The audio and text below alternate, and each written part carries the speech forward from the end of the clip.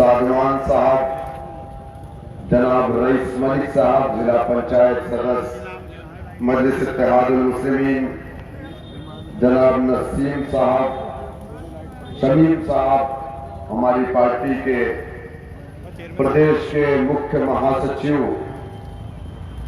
जनाब हाफिज वारिस साहब, तंजीमी सेक्रेटरी मगरबी उत्तर प्रदेश जनाब खालिद जमा साहब, जिनका ताल्लुक बेलारी से है, हमारे उम्मीदवार भी रहे हैं विधानसभा के इलेक्शन में, जनाब जकीर आइनी साहब, जनाब एहतशाम मंसूरी साहब, जनाब डॉक्टर लईक हसन साहब, जनाब अबरार सैफी साहब, जनाब मुर्तजा पाशा साहब, जनाब शाहिद सैफी साहब, जनाब आमिर एडवोकेट साहब, जनाब साजिद सैफी साहब, जनाब दाऊद मलिक साहब और मगरबी उत्तर प्रदेश के सदर जनाब डॉक्टर मेहताब चौहान साहब, और इस प्रोग्राम के लिए और पार्टी के लिए दिन रात काम करने वाले पार्टी के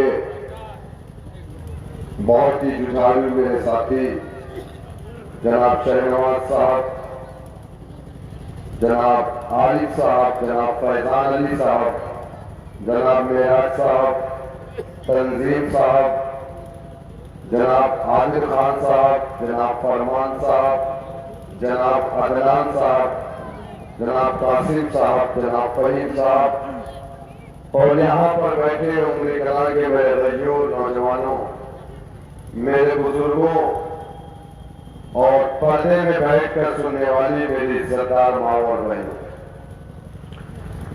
मेरे दोस्तों, मेरे बुजुर्गों, सर्दी बहुत है और मैं आप तमाम का ममनून मशहूर हूं। ये मोहब्बत है कि आप 12 डिग्री ठंडक में यहां पर बैठे हुए हैं और मजलिस इत्तेहादुल मुस्लिमीन के तमाम जिम्मेदारों की बातों को सुन रहे हैं और अल्हम्दुलिल्लाह मजलिस इत्तेहादुल मुस्लिमीन के प्रोग्राम में आने वाला कोई शख्स पैसे लेकर के या खाने पर नहीं आता, बल्कि वो बैरिस्टर सुल्तान ओवैसी साहब की मोहब्बत में और मजलिस इत्तेहादुल मुस्लिमीन के परचम की मोहब्बत में अपने प्रोग्राम में शिरकत करता है। मैं आप तमाम का शुक्रगुजार हूं कि आपने अपना बेशकीमती वक्त दिया। मेरे दोस्तों, मेरे बुजुर्गों, इलेक्शन का वक्त है, तमाम पार्टी के लोग आपके दरमियान में आते हैं। समाजवादी पार्टी हो या बीएसपी, कांग्रेस और भी दीगर पार्टियां हैं, मजलिस इत्तेहादुल मुस्लिमीन आपके दरमियान में क्यों आई? लोग हमसे सवाल करते हैं कि उत्तर प्रदेश के अंदर सेकुलर पार्टियों के होते हुए मजलिस इत्तेहादुल मुस्लिमीन उत्तर प्रदेश में अगर आई है तो इससे बीजेपी को फायदा होता है। हम लोगों पर इल्जाम लगाया जाता है, हमारे कायद बैरिस्टर सुल्तान ओवैसी साहब पर इल्जाम लगाया जाता है कि ये बीजेपी की भी टीम है। मेरे दोस्तों, मेरे बुजुर्गों, हिंदुस्तान एक जमहूरी मुल्क है और जमहूरियत में हर एक समाज को ये राइट या अख्तियार है कि वो अपने समाज को लेकर के अपना डंडा, अपना झंडा, अपनी पार्टी बना सकता है। संविधान ने हमें इस बात का राइट दिया है। इस प्रदेश के अंदर जहां आप देखते हैं कि 11% केवट समाज जिसके पास अपनी पार्टी है, जिनका नेता है, जिनका डंडा है, जिनका झंडा है, इसी प्रदेश में आप देखते हैं राजभर समाज जिसकी अपनी पार्टी है, अपना नेता है, अपना झंडा है। इसी प्रदेश में आप देखते हैं ठाकुर समाज, जिसकी आबादी 4% है, उसने भी अपनी पार्टी बनाई और रघुराज प्रताप सिंह उर्फ राजा भैया को अपना नेता माना। इसी प्रदेश में 4% जाट समाज है, उसकी भी अपनी पार्टी है, राष्ट्रीय लोकदल। जयंत चौधरी को उसने अपना नेता बनाया, अपना डंडा, अपना झंडा बनाया, उसकी अपनी आवाज है। इसी प्रदेश के अंदर 7% यादव है। इसी प्रदेश में 7% यादव है, जिसकी अपनी पार्टी है, जिसका अपना डंडा, जिसका अपना झंडा है, जिसका अपना नेता है। जबकि पूरे उत्तर प्रदेश में अगर आप देखेंगे तो 7% सिर्फ यादव समाज है। इसी प्रदेश में जाटव समाज जो 11% है, जिसकी अपनी पार्टी है, अपना नेता है, अपना झंडा है। 4 मरतबा उत्तर प्रदेश में उसने अपनी बहन को उत्तर प्रदेश का मुख्यमंत्री बनाया। इसी प्रदेश में 20% मुसलमान भी बसता है, लेकिन 20% मुसलमानों का न नेता है, न डंडा है, न झंडा है, न सियासी प्लेटफॉर्म है, न अपनी कोई आवाज है। हिंदुस्तान के अंदर अगर सबसे ज्यादा कोई समाज प्रताड़ित किया जाता है, सबसे ज्यादा किसी समाज के साथ नाइंसाफी होती है, तो ये बात गलत नहीं है कि वो समाज कलमा ला इलाहा इल्लल्लाह मुहम्मद रसूलुल्लाह पढ़ने वाला समाज है। इस देश में हमने अपनी कोई पार्टी इसलिए नहीं बनाई क्योंकि हमारे बड़ों ने आजादी के बाद लखनऊ के अंदर एक कन्वेंशन बुलाया था, जिसकी सदारत मौलाना अबुल कलाम आजाद अलैहिर्रहमा ने की।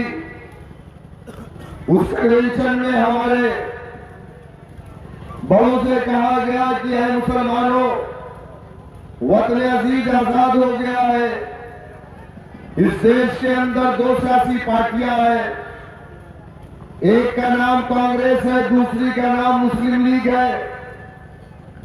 ऐ मुसलमानों, मुस्लिम लीग तुम्हारी पार्टी नहीं है, बल्कि सदारती खुतबे में यह कहा गया कि मुस्लिम लीग एक फिरका परस्त जमात है, एक फिरके, एक मजहब से ताल्लुक रखने वालों की जमात है।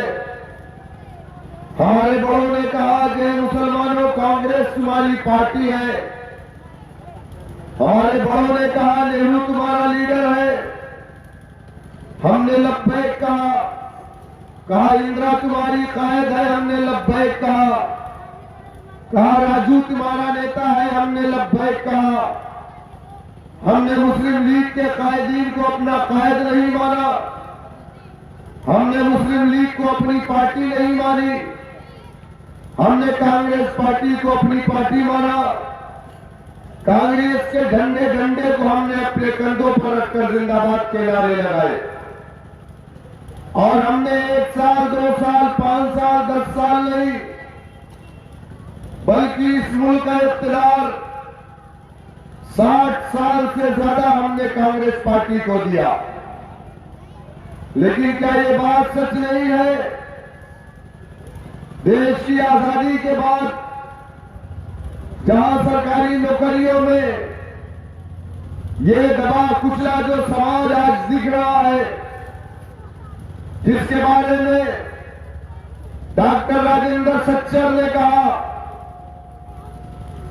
जिसके बारे में रंगनाथ मिश्रा कमीशन ने कहा, जिसके बारे में कुंटू कमीशन ने कहा, जिसके बारे में महमूदुर रहमान कमेटी ने कहा, जिसके बारे में गोपाल कमीशन ने कहा कि ये कलमा पढ़ने वाला मुसलमान इस देश के अंदर दलित से बदतर अपनी जिंदगी को गुजार रहा है। इस देश की आजादी के बाद सरकारी नौकरियों में मुसलमान 30% से ज्यादा हुआ करता था, लेकिन मौजूदा वक्त में मुसलमान सरकारी नौकरियों में 1% भी नहीं है।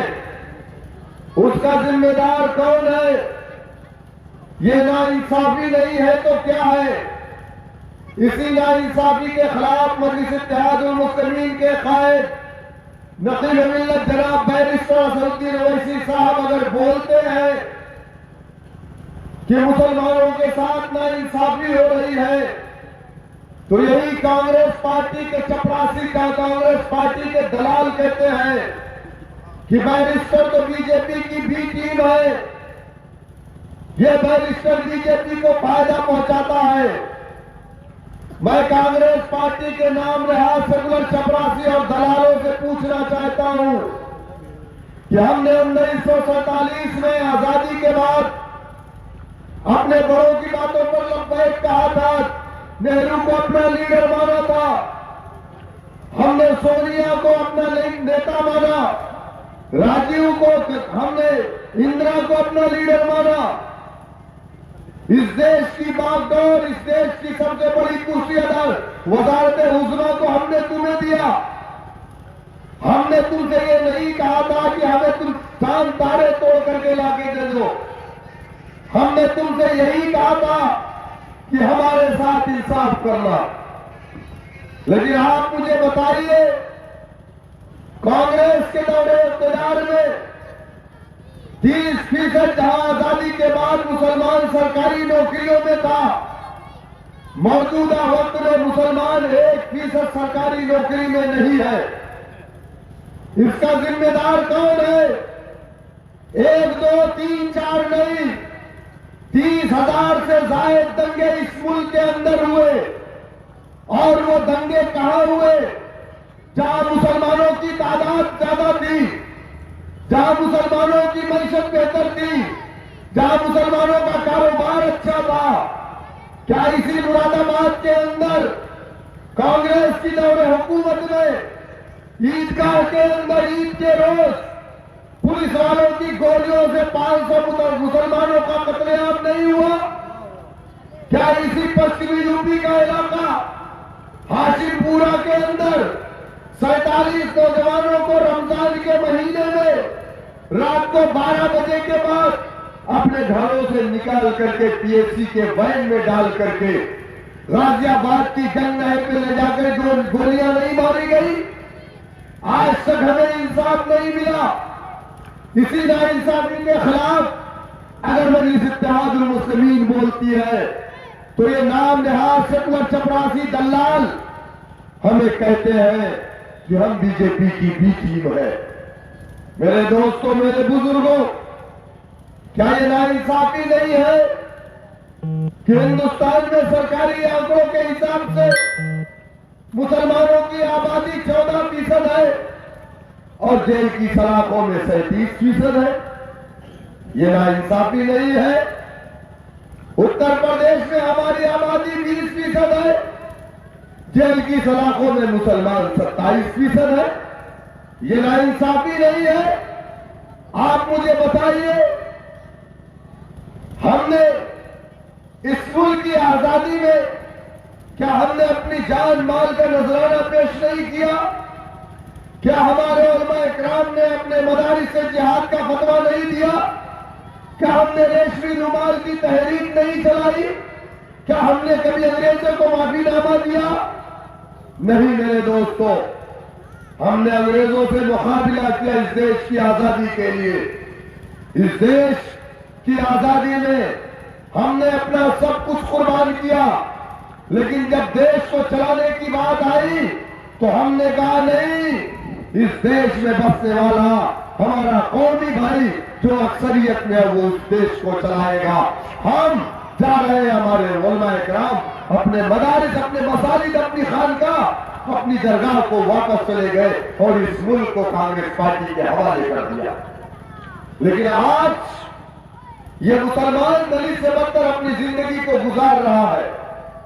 कांग्रेस पार्टी के लोगों बताओ कौन जिम्मेदार है? हमारे हालात किसने किए? आज अगर हमारे इलाकों में स्कूल नहीं है, डिग्री कॉलेज नहीं है, बरेली से लेकर के मुरादाबाद तक एक भी गवर्नमेंट की यूनिवर्सिटी नहीं है, क्यों नहीं है? आप बताओ मुझे, सेकुलर पार्टी के चपरासियों, समाजवादी पार्टी के चपरासियों, बताओ मुझे कि तुम्हारा विधायक तो 2012 से 17 तक में कैबिनेट मिनिस्टर रहा है ना, उसकी पूर्ण बहुमत की सरकार रही है ना। हमारे इलाकों में स्कूल नहीं है, हमारे इलाके में एटीएम नहीं है, हमारे इलाकों में बैंक को ब्लैक लिस्टेड कर दिया गया है, हमारे इलाकों में हॉस्पिटल नहीं है, हमारे इलाकों की सड़कें टूटी हुई है। क्यों? कभी आपने सोचा? आप नहीं सोचते, क्योंकि आप सिर्फ इस चक्कर में रहते हैं, कभी आप कंडीशन में वोट नहीं डालते। आपकी सिर्फ एक कंडीशन होती है, वो कंडीशन क्या? बीजेपी को हराने के लिए समाजवादी को वोट डालते, बीजेपी को हराने के लिए बहुजन समाज पार्टी को वोट डालते, बीजेपी को हराने के लिए कांग्रेस पार्टी को वोट डालते। मेरे दोस्तों, मेरे बुजुर्गों, आज अगर मुसलमानों का बेड़ा किसी ने गर्क किया है तो ये नाम नहाद सेकुलर पार्टियों ने गर्क किया है। सेकुलरिज्म के सबसे बड़े अलमबरदार हम हैं, सेकुलरिज्म के सबसे बड़े कुली हम हैं। हम सेकुलरिज्म के बोझ को अपने कंधों पे लेकर के हम दौड़ रहे हैं। नहीं, हमको सेकुलरिज्म को बचाना है। सेकुलर कोई भी नहीं है। ये जो पॉलिटिकल सेकुलरिज्म की बात की जा रही है ना, ये सियासी सेकुलरिज्म को मैं नहीं मानता। मैं उस दिन मानूंगा कि लोग सेकुलर हैं जिस दिन आजम खान मैनपुरी से चुनाव जीत जाएंगे, उस दिन मैं मानूंगा कि इस देश के लोग सेकुलर हैं। जिस दिन मौलाना अबुल कलाम आजाद भी इलेक्शन लड़े थे ना, तो वो रामपुर से लड़े थे, मैनपुरी और इटावा से नहीं लड़े थे। आप बताइए मुझे, क्या मेरी बात गलत है? हमेशा इस देश के सेकुलरिज्म के अलमबरदार हमने, फासिस्ट ताकतों को रोकने के लिए हमने हमेशा सेकुलर ताकतों का साथ दिया। हमें क्या मिला? क्या मिला? आज तो कह रहे लोग कि अब्दुल पोछा मारेगा। खान साहब से किसी ने पूछा कि अब्दुल का जिक्र आता है कि अब्दुल दरी बिछाएगा, बोले अब्दुल पोछा मारेगा। नहीं, इंशाअल्लाह ताला अब्दुल पोछा नहीं मारेगा। अब अब्दुल अपने हाथों में कलम लेगा, तालीम याफ्ता बनेगा, और अब्दुल भी इंशाअल्लाह ताला जज बनेगा, डीजीपी बनेगा, डीआईजी बनेगा, आईजी बनेगा। मेरा बेटा भी तालीम याफ्ता बनेगा।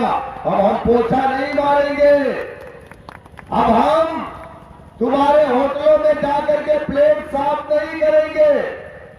मेरे दोस्तों, मेरे बुजुर्गों, मैं आपसे कह रहा था कि इस देश की सबसे बड़ी ताकत क्या है? सियासत है। क्या? सियासत। आप लोग जिस चीज को समझते हैं यार एक वोट की बात है, चलो उसको वादा कर दे। अच्छा, इलेक्शन में वादा बहुत पक्का होता।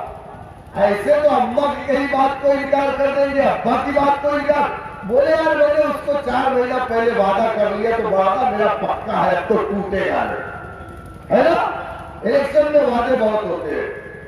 आपसे कितने वादे हुए? आपके साथ कौन से वादे पूरे किए गए? कोई वादा पूरा किया गया आपका? मेरे दोस्तों, मेरे बुजुर्गों, मैं आपसे बस यही कहने आया हूं कि जमहूरियत की सबसे बड़ी ताकत सियासत है। जिस समाज ने सियासत में हिस्सेदारी नहीं ली, जिस समाज ने अपना डंडा नहीं बनाया, अपना झंडा नहीं बनाया, अपना नेता नहीं बनाया, उस समाज की कोई पहचान नहीं, उस समाज को इंसाफ नहीं, उस समाज के लोगों को सरकारी नौकरी नहीं, उसके बच्चों को जेलों में ठूस दिया जाता। क्योंकि जमहूरियत में सबसे बड़ी ताकत वोट की होती है। यही वोट की ताकत से आप जिसको चाहेंगे तख्त पर बैठाएंगे, इसी वोट की ताकत से आप जिसको चाहेंगे तख्त पर लिटा देंगे। लेकिन हमने क्या किया? चलो बीजेपी को हराना है, सपा को जिताना, बीजेपी को हराना है, बसपा को जिताना। कभी आपने अपने लिए वोट डाला? कभी नहीं डाला। आपने समाजवादी को वोट डाला, यादव समाज मजबूत हुआ। आपने बीएसपी को वोट डाला, जाटव समाज मजबूत हुआ। आपने कांग्रेस को वोट डाला, ब्राह्मण समाज मजबूत हुआ। आप बीजेपी को वोट डालेंगे, हिंदुत्व मजबूत होगी। आप खुद को वोट डालेंगे तो आप मजबूत होंगे। लेकिन आपने हमेशा अपने वोट का इस्तेमाल अपने लिए नहीं, हमेशा अपने वोट का इस्तेमाल गैरों के लिए किया। हम पर इल्जाम लगाने वाले कहते हैं एमआईएम वहां क्यों इलेक्शन लड़ती है। अच्छा, हम एक पॉलिटिकल पार्टी है कि नहीं है आप बताइए। हमारे पास एमएलए है, हमारे पास एमपी है, हमारी party election commission of India में रजिस्टर्ड है। तमाम पार्टियां चुनाव लड़ती है। हम चुनाव लड़ते हैं तो सबके पेट में दर्द होता है। क्यों होता है? हमको राइट नहीं है क्या चुनाव लड़ने का? पॉलिटिकल पार्टी का काम इलेक्शन में पार्टी सपोर्ट करना है। पॉलिटिकल पार्टी का काम डिस्को भांगड़ा का स्टेज लगा के डांस करवाना नहीं है। हम एक पॉलिटिकल पार्टी है, हम चुनाव लड़ते हैं और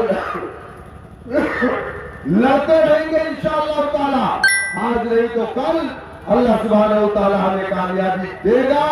और मैं आप तमाम से यही कहूंगा कि आप पार्टी से जुड़िए, आप पार्टी से जुड़िए, क्योंकि हम सब चले जाएंगे इस दुनिया से, लेकिन ये परचम इंशाअल्लाह ताला कयामत तक बाकी रहेगा।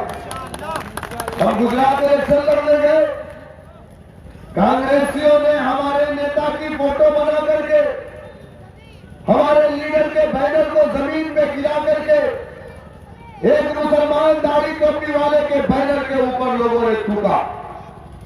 कांग्रेसियों ने, अफसोस मुझे इस बात का है कि वो थूकने वाला मुसलमान है, कांग्रेस पार्टी का दलाल चपरासी है। हमारे कायद को गाली दी गई। मैं पूछना चाहता हूं तुमसे सेकुलर पार्टी के लोगों, हमको बीजेपी की भी टीम कहने वालों, हम गुजरात में कितनी सीटों पर इलेक्शन लड़े? 13 या 14 सीटों पर। हमको क्या मिला? कुछ भी नहीं। हमको 90,000 वोट मिला। आम आदमी पार्टी जाकर के गुजरात की सारी सीटों पर इलेक्शन लड़ती है। आम आदमी पार्टी को 12 से 13% वोट मिलता है और कांग्रेस का वोट आम आदमी पार्टी में शिफ्ट होता है और बीजेपी 157 सीट जीत जाती है। इल्जाम हम पर लगाया जाता है कि हमने बीजेपी को हरा दिया। कांग्रेस पार्टी को 2017 में 41% से कुछ ज्यादा वोट मिला और इस इलेक्शन में 27%। अब 41 में से अगर आप 13 कम कर देंगे, 13% वोट कांग्रेस पार्टी का आम आदमी पार्टी में गया। न ही कांग्रेस पार्टी बीजेपी का वोट ले पाई, न ही आम आदमी पार्टी। कांग्रेस पार्टी का वोट दोनों पार्टियों में बट गया, यानी बीजेपी के हराने की ताकत इन लोगों में नहीं थी। इल्जाम हम पर लगाया जाता है। अरविंद केजरीवाल पूरे हिंदुस्तान में इलेक्शन लड़ेगा, वो बीजेपी की भी टीम नहीं है। ओम प्रकाश राजभर की पार्टी पूरे हिंदुस्तान में इलेक्शन लड़ेगी, वो बीजेपी की भी टीम नहीं है। संजय निषाद की पार्टी पूरे हिंदुस्तान में लड़ेगी, समाजवादी पूरे हिंदुस्तान में लड़ेगी, बहुजन समाज पूरे हिंदुस्तान में लड़ेगी, बीजेपी की भी टीम नहीं। लेकिन मेरा नाम अब्दुल्ला है, तो इसलिए मैं बीजेपी की बी टीम हूं। मेरा नाम अगर वो प्रकाश होता तो मैं बीजेपी की बी टीम नहीं होता। आप समझ रहे हैं बात? मुसलमान अपनी लीडरशिप न खड़ी करने पाए, मुसलमान अपना सियासी प्लेटफॉर्म न बनाने पाए, इसलिए इनका मकसद ये है कि इनको बदनाम किया जाए और उनकी बातों में आकर के लोग एमआईएम पार्टी को वोट ना दे। मेरे दोस्तों, मेरे बुजुर्गों, मैं आपसे कहना चाहूंगा, आज मौजूदा हालात देश और प्रदेश के क्या है, ये बात आपसे छुपी नहीं है। हमारे देश का संविधान इस देश में बसने वाले तमाम नागरिक को आजादी देता है कि वो अपनी पसंद का खाना खाए, अपनी पसंद के कपड़े पहने, अपनी पसंद के मजहब को अख्तियार करे। क्या इस प्रदेश के अंदर या इसके बगल वाले प्रदेश के अंदर लोगों ने गंगा में जाकर के कपड़े उतार करके बगैर कपड़े के डुबकियां नहीं लगाई, जिसे लोग नागा साधु के नाम से जानते हैं? क्या टीवी स्क्रीन पर उनकी नंगी फोटो नहीं चली? लेकिन हमने कभी एतराज नहीं किया, क्योंकि हमारे देश का संविधान इस बात की इजाजत देता है। इस देश के अंदर ऐसे लोग भी हैं जिनके बदन पर भगवा कपड़े होते हैं। इस देश में ऐसे लोग भी हैं जो सिर्फ सफेद कपड़े पहनते हैं। इस देश में ऐसे लोग भी हैं जो टाट के कपड़े पहनते हैं। क्यों? क्योंकि हमारा संविधान उन्हें इस बात की इजाजत देता है कि तुम्हें जो पसंद है वो पहनो। इस देश में कुत्ता बिल्ली खाने वाले लोग हैं, इस देश में छछूंदर खाने वाले लोग हैं, चूहा खाने वाले लोग हैं। क्यों? क्योंकि हमारे देश का संविधान इस बात की इजाजत देता कि तुम्हें जो पसंद है वो खाओ। इसी देश के अंदर जहां राम की पूजा करने वाले हैं, वहीं रावण की भी पूजा करने वाले हैं। क्यों? क्योंकि हमारे देश का संविधान इस बात की इजाजत देता। इसी देश के अंदर जहां पर लहसुन और प्याज न खाने वाले भी लोग हैं, क्योंकि हमारे देश का संविधान इस बात की इजाजत देता। इसी देश के अंदर ऐसे लोग भी हैं जो किसी धर्म को नहीं मानते, जिन्हें लोग नास्तिक कहते हैं। हमारे देश का संविधान उसे भी मानता है। लेकिन इस देश में, अभी मैं आपको बताऊं, यही बात हम कहते हैं तो लोग कहते हैं कि तुम गलत बात बोलते हो। 24 घंटे कीर्तन होते हैं, रामायण होती है, महाभारत भगवत गीता पढ़ी जाती है। 24 घंटे 48 घंटे 1 2 3 नहीं 4 8 10 15 20 लाउडर लगाए जाते हैं। सुप्रीम कोर्ट का आदेश है 10 बजे के बाद लाउडर नहीं बजना चाहिए, लेकिन बचता है। खुदा की कसम, किसी मुसलमान ने आज तक एतराज नहीं किया है। हमने कभी विरोध नहीं किया और हम नहीं करेंगे, क्योंकि तुम भी हमारे भाई हो। 48 घंटे का मामला है, हम बर्दाश्त कर लेंगे, हमें कोई एतराज नहीं। लेकिन इसी देश में, इस प्रदेश में सबसे ज्यादा अगर टिप्पणी किसी पर है, सबसे ज्यादा अगर किसी पर निशाना है, कौन है? मुसलमान। तुम्हारी अजान से हमें तकलीफ होती है। अजान से तकलीफ सिर्फ शैतान को होती है, इंसान को नहीं होती। अल्लाह के रसूल सल्लल्लाहु अलैहि वसल्लम की हदीस है कि जब मुअज्जिन अल्लाहु अकबर की सदा बोलता है मस्जिदों से, तो शैतान रिहा खारिज करते हुए भागता। तो अजान से तकलीफ किसी इंसान को नहीं होती है, शैतान को होती है। हमारी अजान से तकलीफ बहुत सारी जगह है जहां मैं जानता हूं कि पुलिस वालों ने मस्जिदों से लाउडर को उतरवा दिए हैं, आज तक लाउडर को लगने नहीं दिया। मैं जिस जिले से ताल्लुक रखता हूं वो जिला आजमगढ़ है, जहां पर 10 विधायक समाजवादी पार्टी के हैं,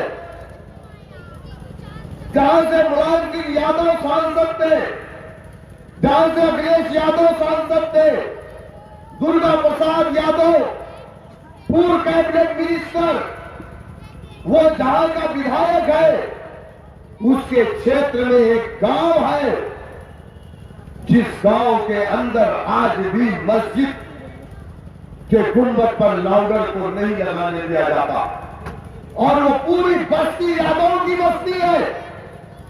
वहां पर 7 से 8 घर मुसलमानों के। हमारी अजान के लिए हमको परमिशन के लिए बोले परमिशन लो, फिर आए तो लाउडर चेक करते हैं, 3 तो नहीं लगे, 2 तो नहीं लगे, 4 तो नहीं लगे। आप बताइए इसी प्रदेश के अंदर सावन के महीने में मेरे पुलिस के भाई यहां खड़े हुए, क्या मेरी बात गलत है? सावन के महीने में इसी पश्चिमी यूपी नहीं पूरे प्रदेश के अंदर क्या सड़कों पर कांवड़ यात्राएं नहीं निकाली गई? क्या उन पर फूलों की बारिश नहीं की गई? क्या हमारे पुलिस के लोगों ने उनके पैर को नहीं दबाया? क्या हमारे पुलिस के लोगों ने उनके पैरों में जख्म मरहम नहीं लगाए?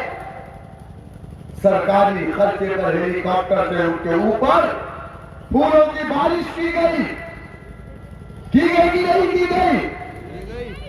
आप बताइए मुझे, अगर मेरा एक भाई, मेरी एक बहन अगर पार्क में नमाज पढ़ ले तो सुबह से शाम तक टेलीविजन पे चलता नमाज पढ़ लिया। 1 महीना नेशनल हाईवे को जाम किया गया था। क्या ये नेशनल हाईवे किसी के बाप की जागीर है? क्या ये देश हमारा नहीं है? ये देश जितना इस देश के प्राइम मिनिस्टर का है, चीफ मिनिस्टर का है, उतना ही ये देश मेरा भी है, उतना ही ये देश आपका भी है। लेकिन नहीं, पाबंदियां किस पर है? पाबंदियां हम पर है। ये नहीं खाना है, वो नहीं खाना है, लाउडर इतना स्लो है, 1 नहीं लगाना, 2 नहीं लगाना। इन सब चीजों से कैसे बाहर निकलोगे? जो आज तुम्हारे साथ नाइंसाफी हो रही है, इस नाइंसाफी का खात्मा कैसे होगा? समाजवादी करेगी क्या? अखिलेश यादव बोला ट्रिपल तलाक पर? आप बताइए, अभी इलेक्शन हुआ, आज रिजल्ट आया, रामपुर में मुसलमानों को मार करके हाथ तोड़ दिए गए, घरों से लोगों को निकलने नहीं दिया गया वोट करने के लिए। खतौली में तो ऐसा नहीं हुआ। क्यों?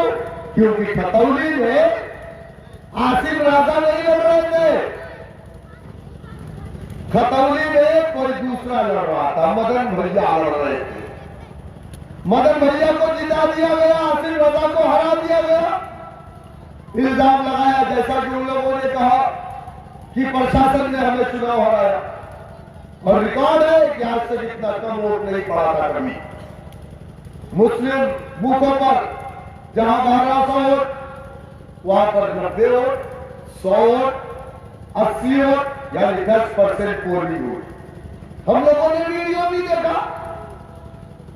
इसी नाइंसाफी के खिलाफ अगर हम बोलते हैं तो लोग कहते हैं तुम चुप रहो, तुम बोलते हो बीजेपी को फायदा होता है। मेरे दोस्तों, मेरे बुजुर्गों, इन सब चीजों से लड़ने के लिए आपके पास रास्ते क्या है मुझे बता दो। या आपने पूरी जिंदगी गुलामी की?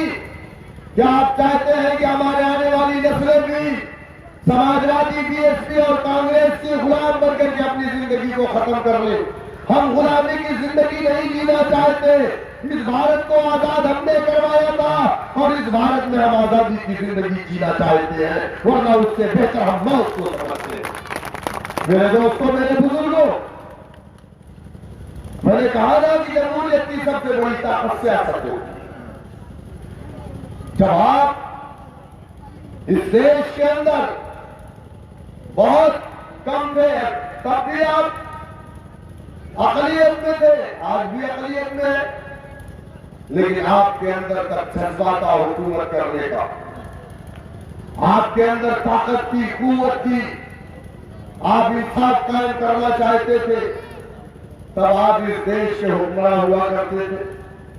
अफगानिस्तान हमारा था, पाकिस्तान हमारा था, बांग्लादेश हमारा था, ये भारतवर्ष था। इस भारतवर्ष के बादशाह हम हुआ करते थे। जो आज अखंड भारत की बात हो रही है, अखंड भारत हमने बनाया था। हमने यहां से लेकर के अफगानिस्तान के सरहदों को हमने खोला था और हमने सबको भारत बनाया था, भारतवर्ष बनाया था। तब हम यहां के बादशाह हुआ करते थे। लेकिन आज आपको अपनी गर्दन को कटा करके हुकूमत नहीं हासिल करनी। पहले तलवार की नोक पे हुकूमतें मिलती थी, गर्दनों को काटना पड़ता था, गर्दनों को कटवाना पड़ता था। लेकिन जमहूरियत में इसकी जरूरत नहीं है, न हमारे देश का संविधान इस बात की इजाजत देता। अब आपको अपनी उंगली का इस्तेमाल करना, जिसको चाहोगे, जिस इलाके को चाहोगे उस इलाके को फतेह कर लोगे। लेकिन आज आप कमजोर हो चुके हैं जब आपको सिर्फ उंगली का इस्तेमाल करना है। आपके अंदर अल्लाह से ज्यादा बीजेपी का खौफ बैठा हुआ है। अरे मेरे दोस्तों, मेरे बुजुर्गों, अल्लाह सुब्हानहू व तआला ने तो कहा कि मैं जिसको चाहता हूं दुनिया के अंदर हुक्मरान बनाता हूं। लेकिन आप चाय की दुकानों पर बैठ करके ये तय करते हैं कौन जीत रहा है, कौन हार रहा। अल्लाह सुब्हानहू व तआला ने इस दुनिया में नमरूद, फिरौन, शद्दाद, कारून जैसे लोगों को भी हुक्मरान बनाया।